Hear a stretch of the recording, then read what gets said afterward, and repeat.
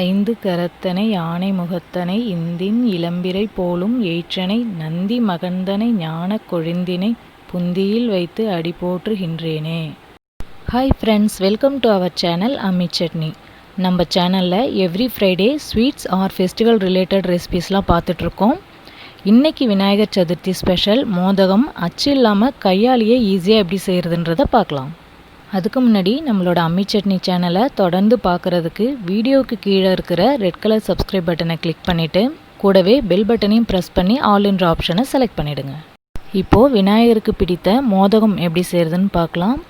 இதுக்கு தேவையான பொருட்கள்: 1 கப் கொழுக்கட்டை மாவு, 1 கப் தேங்காய் துருவல், அரை கப் அளவுக்கு நாட்டு சர்க்கரை. இப்போது மோதகத்துக்கு பூரணம் ரெடி பண்ணிடலாம். இதுக்கு எடுத்து வச்சுருந்த 1 கப் தேங்காய் துருவலோட அரை கப் அளவுக்கு நாட்டு சர்க்கரையை சேர்த்து கூடவே வாசனைக்காக தட்டி வச்சுருக்கிற 3 ஏலக்காவையும் சேர்த்துடலாம். இப்போது இது எல்லாத்தையும் நல்லா மிக்ஸ் பண்ணிக்கணும். நம்ம இதில் தண்ணி சேர்க்க தேவையில்லை. இப்போது இது எல்லாத்தையும் நல்லா மிக்ஸ் பண்ணணும் அப்படின்னா வெல்லம் ஓரளவு கரைஞ்சி ஈரப்பதமாயிடும். அப்போ மோதகத்துக்குள்ளார வைக்கும் போது சரியாக இருக்கும். அது மாதிரி தேங்காய் துருவலை நல்லா நைஸாக துருவிட்டோம் அப்படின்னா கரெக்டாக இருக்கும்.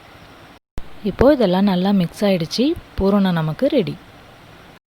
இப்போ நம்ம மோதகத்துக்கு மாவு ரெடி பண்ணிடலாம்.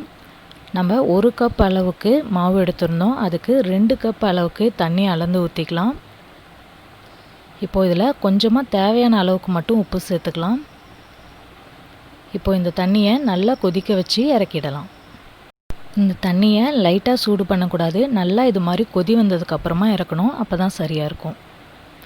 இப்போது நம்ம எடுத்து வச்சுருந்த 1 கப் அளவுக்கு கொழுக்கட்டை மாவை ஒரு பெரிய பாத்திரத்தில் சேர்த்துக்கலாம். கொழுக்கட்டை மாவில் சூடாக இருக்கிற இந்த தண்ணியை கொஞ்சம் கொஞ்சமாக சேர்த்து நம்ம மிக்ஸ் பண்ணிக்கலாம். நம்ம வீட்டிலே ப்ரிப்பேர் பண்ண மாவு அப்படின்னா 1 கப் மாவுக்கு 2 கப் அளவுக்கு சுடு தண்ணி சரியாக இருக்கும். நம்ம கடையில் வாங்கின மாவு அப்படின்னா பிராண்டுக்கு ஏற்ற மாதிரி தண்ணி அளவும் மாறும். அதனால் நம்ம கொஞ்சம் கொஞ்சமாக சேர்த்துட்டோம் அப்படின்னா சம்டைம்ஸ் பாதி தண்ணியே போதுமானதாக இருக்கும். அதனால் அதுக்கேற்ற மாதிரி பார்த்து சேர்த்துக்கோங்க.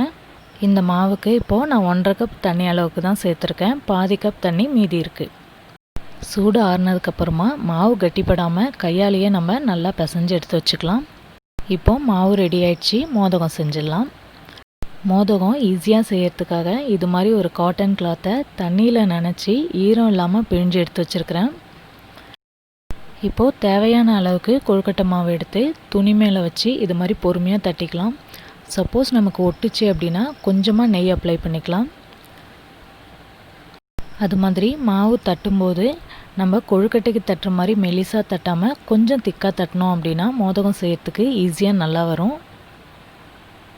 நம்ம மாவில் அளவாக தண்ணி சேர்த்து பதமாக பிசைஞ்சு எடுத்துருக்கிறதுனால கையில் ரொம்பவும் ஒட்டாமல் ஷேப்பாக அழகாக வந்துடுச்சு.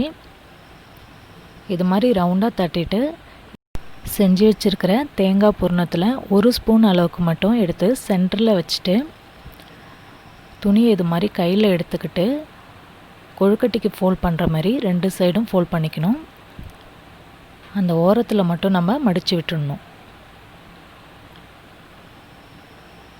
இப்போது நம்ம துணியை மட்டும் பொறுமையாக வெளியில் எடுத்தோம் அப்படின்னா அழகாக வந்துடும்.